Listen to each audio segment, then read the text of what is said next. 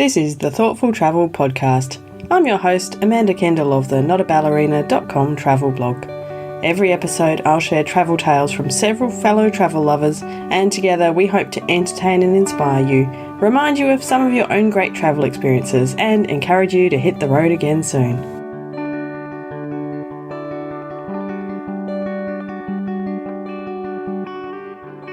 Hello and welcome to episode 162 of the Thoughtful Travel Podcast. Today we have, for me, a fun, delightful, daydreaming kind of topic. It's about choosing where to live abroad. So I've got three guests, but in two lots, who have actually travelled with the direct intention of testing out places they might like to live abroad, at least semi-permanently, which is, I think, a very cool way to travel. Now, I have to say, when I lived abroad, if I think back on how I chose where to live, it was very random and not very thought through at all. I started off living in Japan simply because that's where I found a job. I just wanted to leave Perth for a while. I didn't really have a specific idea of my destination. I just wanted to be not here. And Japan worked out very well for that. Then after that, I did want to get to Europe to live. And I guess, again, where the job was dictated where I lived, which ended up being Slovakia, although I set off for a job in Prague in the Czech Republic. But halfway there, they said, they emailed to say, "We've overhired for this school. Will you work in Slovakia instead?" And of course I said yes. And loved it. Only the final place where I lived abroad in Germany, I was a bit more intentional, and the reason was language, because I had actually studied German all through school and even a bit in university. So I realized I would have a lot better chance of speaking the language there. But other than that, not much thought went into it. But in the future, I would love to live abroad again, and I think I will take into account the lessons I've learnt from this episode, as well as all the thoughts from members of the Thoughtful Travellers group, because I just asked in there, and you guys are amazing. I asked like an hour ago, has anyone got some thoughts about how you would decide? What are your criteria for deciding where you might live abroad? And within this hour, I have had, I don't know how many people, more than a dozen comment with some really thoughtful stuff, which of course it's thoughtful. You're thoughtful travellers. So, but I'll just run through a few of these ideas if you are thinking of what criteria you might need to think about to live abroad. Reva said weather, safety, opportunities for children. That was the main thing. And they moved, she's originally from South Africa, but was living in England and chose to move to Australia for those things. Weather, of course. Although, actually, I'm kind of sweltering this evening. It's finally got summery and hot in Perth, and I'd forgotten that I can sit in my office and sweat when I'm recording a podcast because, of course, can't have any fan going, can't have the window open because all of that's noisy. So it's a bit hot and sweaty. Aren't you lucky that you're not in the room with me? Liz said healthcare, availability of healthcare, and Liz is actually one of my interviewees tonight. So you will listen to more of what she said in the future. Now, Erin, who you might remember, lives in Copenhagen at the moment, originally from the US, and we met up in Copenhagen earlier this year. She has a long laundry list of what's a requirement, but luckily Denmark ticks most of these. But Erin suggested things like being able to have a sustainable lifestyle, good public transport, bike lanes, pedestrian zones, that kind of thing, green spaces, by the water and near mountains, safe, prioritise education, support women, be welcoming to outsiders. Just a few things, but I have to agree with all of them, I must say. And yeah, Denmark's pretty good for a lot of those. Fiona, who's just returned from a year in Sri Lanka, said that what she would look for is availability of fresh, healthy food, access to natural and wild spaces, and again, sustainable lifestyle options. And I think that those are really important considerations. Now, Dorothy had an interesting perspective because she's been living in Benin for the past year. And so for her, access to other countries is important because from there, it's expensive and complicated to get to nearby countries, which I can relate to being in Perth, but it's probably more complex even from there. At least we have a fair lot of good connections through Southeast Asia. Nurea asks for healthcare, job opportunities and safety. Pretty good ideas, I think, too.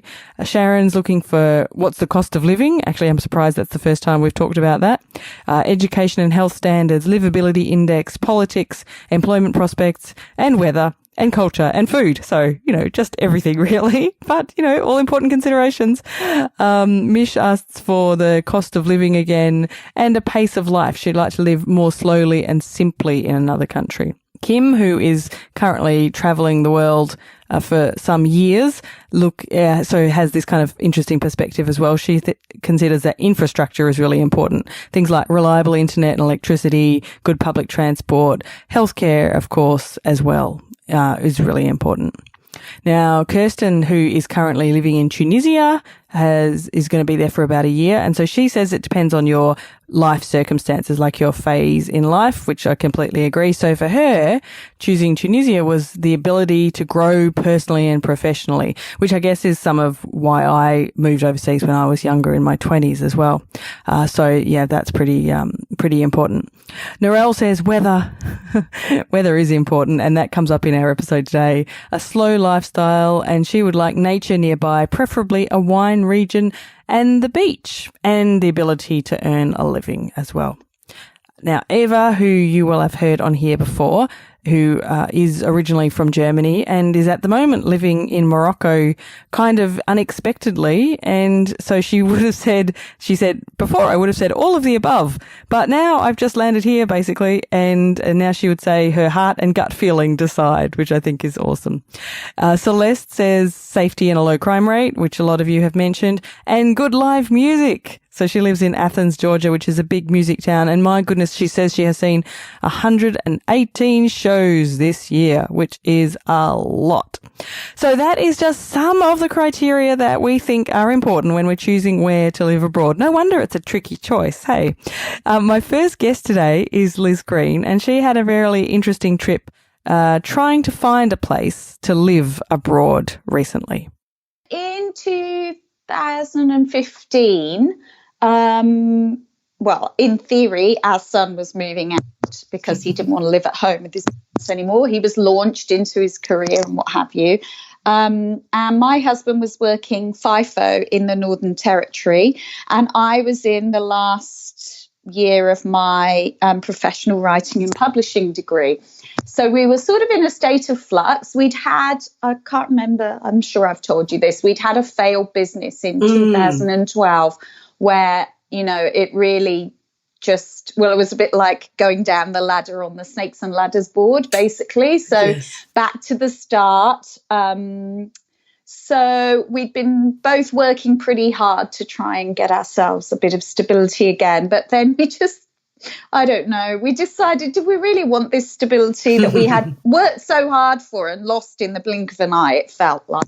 So we thought maybe an adventure was what we needed. And also, because of what had happened with the business, we just weren't sure if our future was in Australia, really, because, we're not that far off the, age anyway, where people start thinking about retirement. So at work in the Northern Territory, my husband realised that a lot of the young guys don't actually go home to Australia during their downtime, their rostered week off or whatever it is. Yeah. A lot of them go to Asia. And they live very nicely for a week or 10 days or however long they're off for. Whatever part of Asia works for them. Do they have a base there, or they just go wherever they want each time?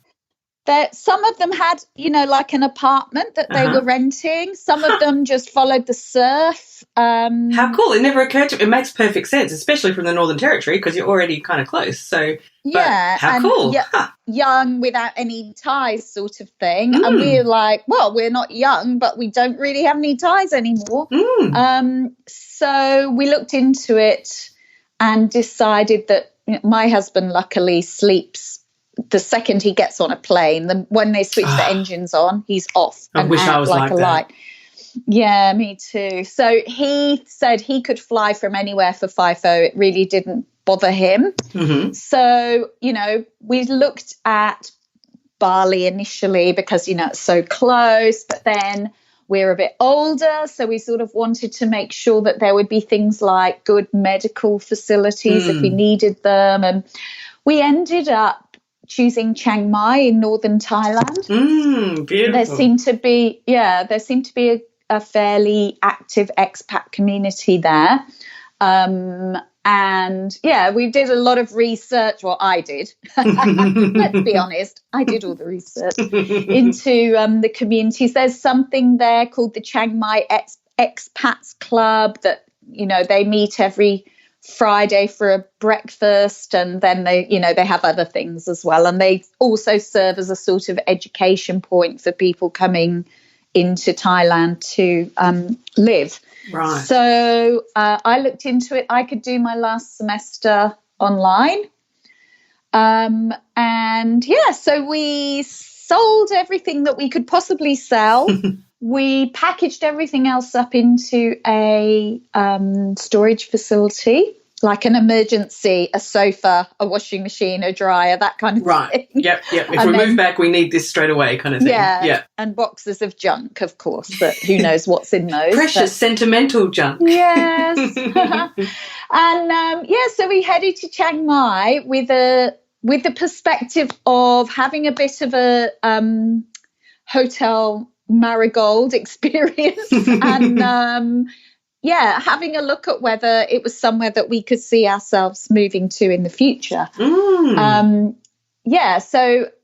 a couple of things didn't quite go to plan. The 4 days before we were supposed to leave, the mine my husband worked on was closed. Oh, wow. They went under. So suddenly, one key part of the plan was not quite going to go ahead. But we had the tickets. We had our first month's accommodation booked. So we went. And so then we touched base with the Expats Club. Mm-hmm. We found ourselves accommodation in a hotel that was more like, it was a more traditional style of hotel, but it was apartments. Okay. So we had the sort of backup of the people who ran the hotel and worked there, who were absolutely delightful. And I'm still friends with one of them on Facebook. Oh, lovely. And so they could help if ever we encountered something that we weren't sure about. And we set about, I think we did about 5 months of living in different parts of the city, so that we could get a feel for what it was like. Because I don't know if you've been to Chiang Mai, but there's a moat all the way around the city. So it's definitely a place where you're either north, south, east or west, because everything is gauged in terms of its location to the moat. Got it. So, I finished my studies there. So free Wi-Fi is in every cafe. Mm-hmm. It doesn't matter how remote. We were right up the top of I want to call it a mountain because it was so high, but it wasn't, wasn't a snow-covered mountain. No, yeah.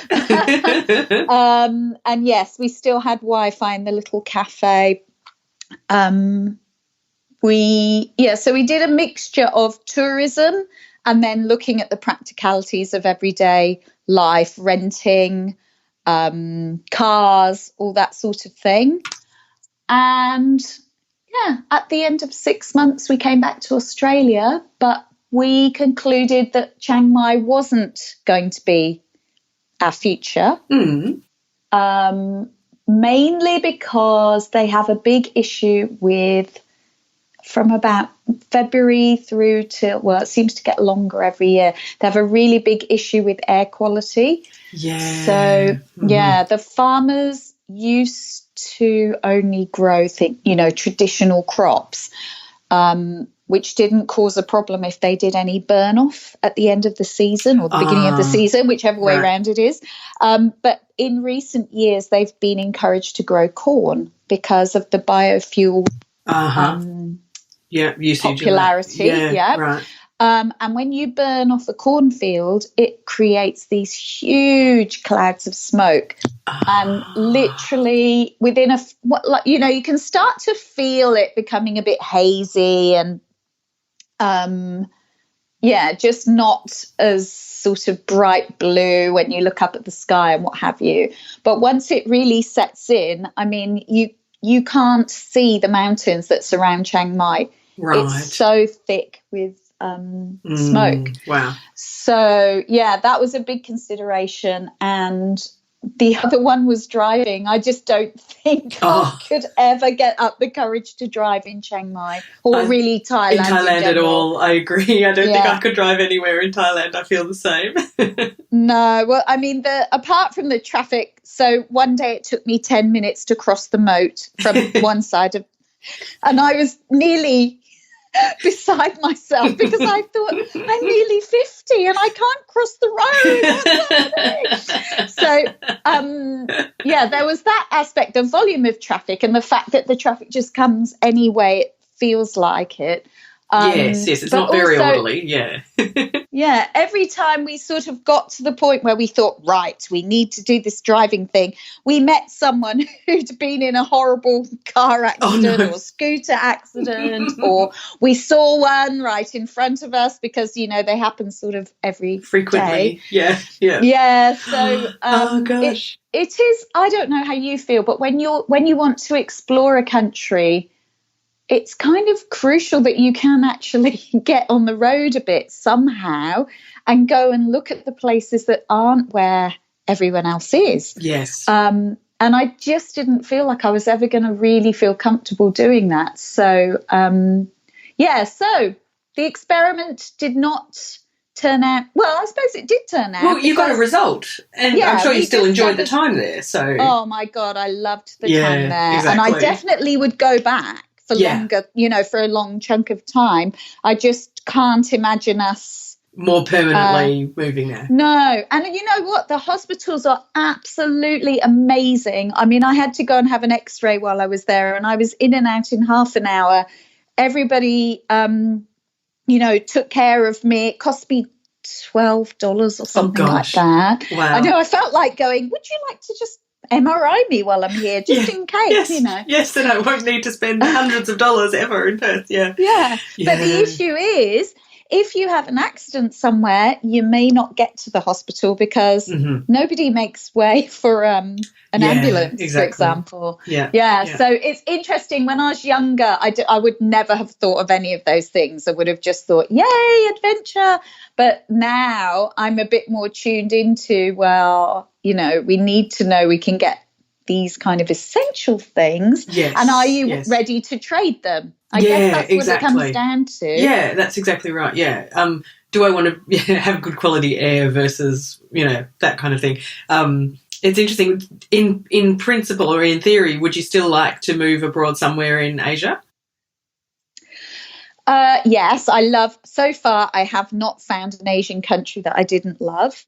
It is interesting to see and to consider how your perspective is quite different when you're travelling somewhere with the view of, is this the place I could choose to live abroad? It makes you see everything in a different light. Because, of course, as Liz said, she'd very happily returned to Chiang Mai for an extended time to stay, but they made the decision it's not somewhere they could stay permanently or semi-permanently, because it is just a completely different experience, isn't it? So that's interesting to me. Now, my next guests today are Anne Mortimer and Ian Crabtree, and they set off a year or two, must be 2 years ago, I think now, from the US, deciding that they would live abroad, and they have gone about the practice of choosing where they would live abroad and had some successes and some not so successes so far.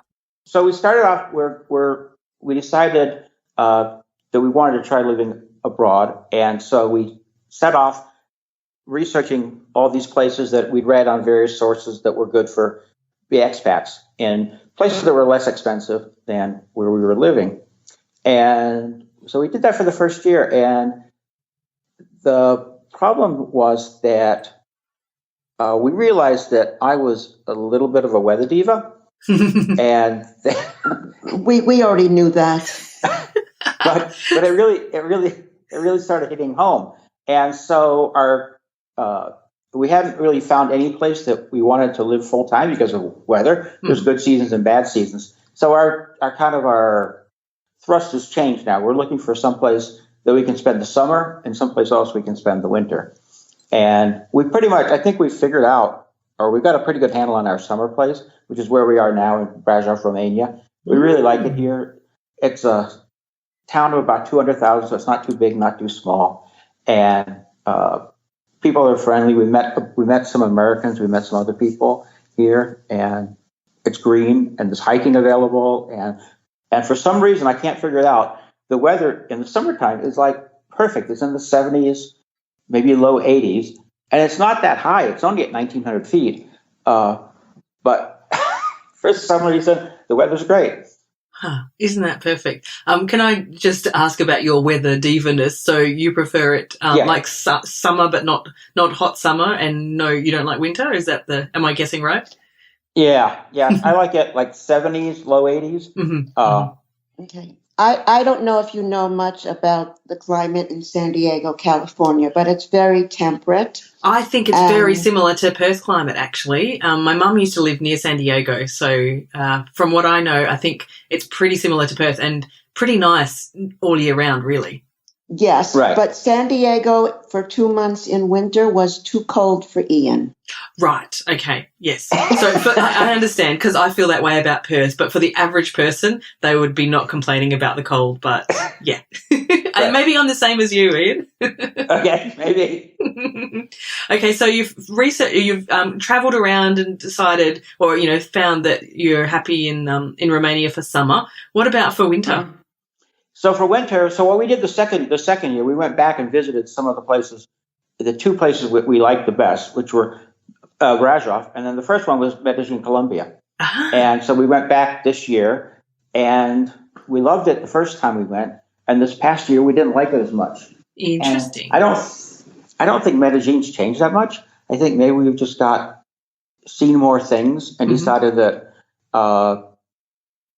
that it's too big a city for us. It's about 2 million people, and the traffic is horrendous, and there's a lot of air pollution, and not even if you're driving, just crossing the street, it's really hard. They ignore crosswalks, so there's none of that. Cars will stop. You have to run across the street. And 3 times in this last trip, we were there for 3 months, and 3 times cars actually came out of the lanes into the lanes we were in to get closer to us. And I don't know if they were joking around or they just didn't see us at all. Yeah. Or what but we're like... You didn't feel safe. No. We would plan our outings depending on the day of the week, the time of day, and what streets we had to cross. Oh, wow. Yeah. You don't want to live like that permanently. No. And it's gotten a lot more popular, so it's gotten, at least accommodation short term, has gotten more expensive. So so we really don't have a winter place yet, and that's where this winter we're going to Southeast Asia. Ah, fabulous. Oh, you'll be close to Australia then. Yeah. Excellent. And whereabouts are you going to research and test out in Southeast Asia? I think we want to go to Thailand, and we want to go to Vietnam, and we want to go to Cambodia, and we want to go to Malaysia. Oh, brilliant. Oh, you'll love all of them. And we actually are flying into Singapore because that's where we were able to get a flight deal.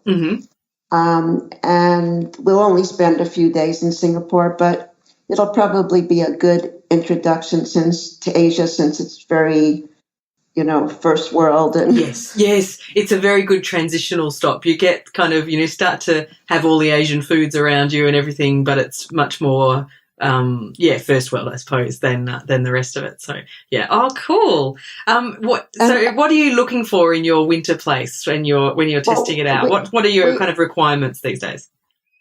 We also are partial to Europe so far in our travels. So there may be a winter destination that we haven't found yet in Europe.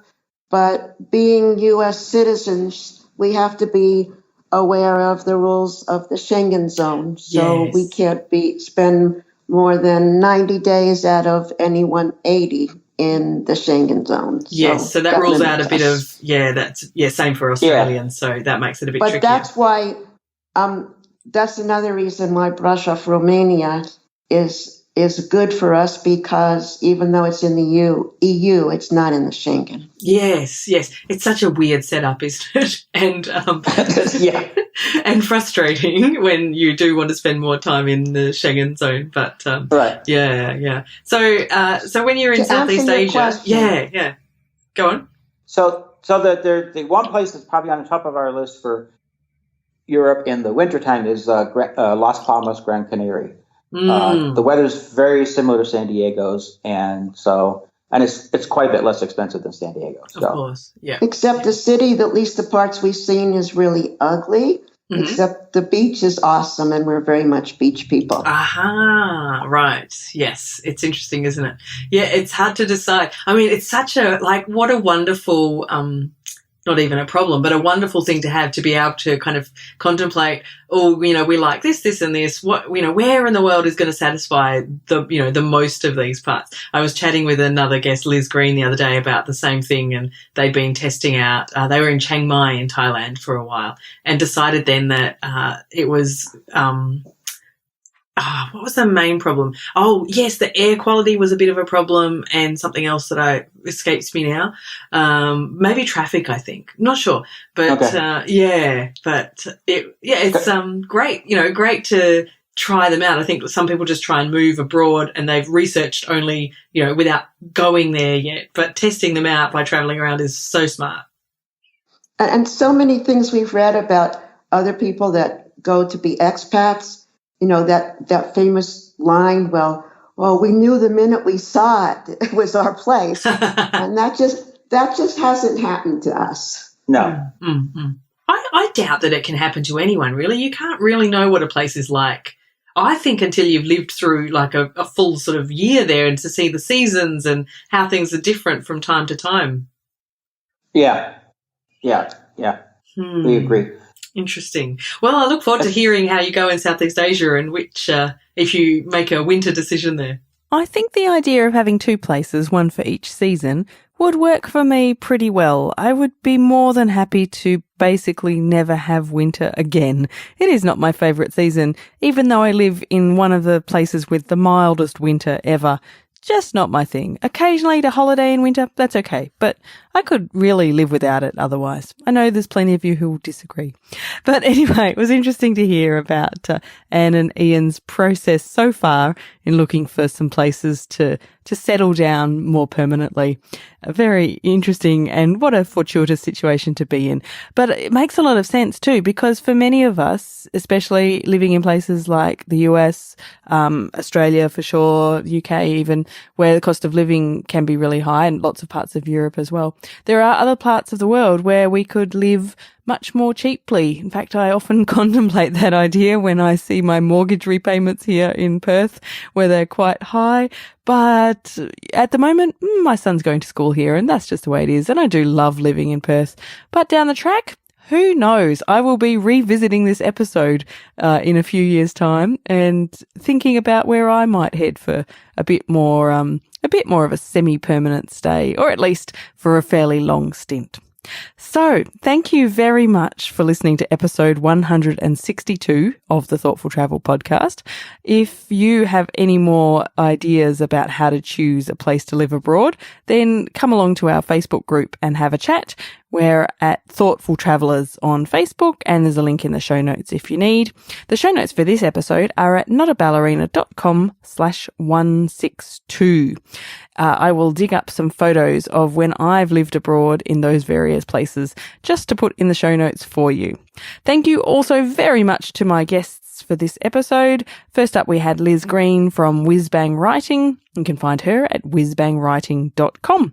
And then I chatted with Anne and Ian from Expat or Not, and you can find them at expatornot.com.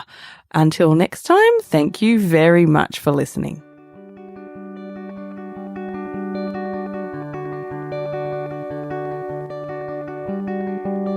This has been another episode of the Thoughtful Travel podcast. Show notes and other information are at notaballerina.com/podcast. Join me again soon for another chat about why we travel. Bye for now.